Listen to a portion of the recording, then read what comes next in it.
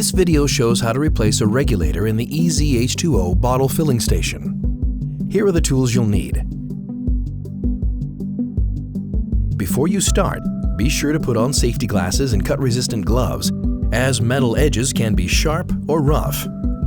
First, remove the 4 basin screws from the bottom inside. Disconnect the water lines. Loosen the hose clamp from the basin drain tube and remove the water basin. Lift off the shroud.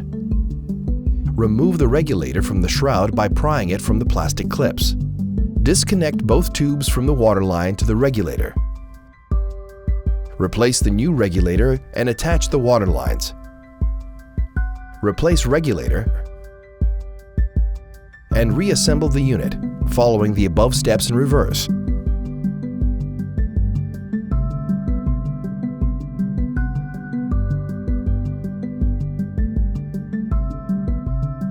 That's it!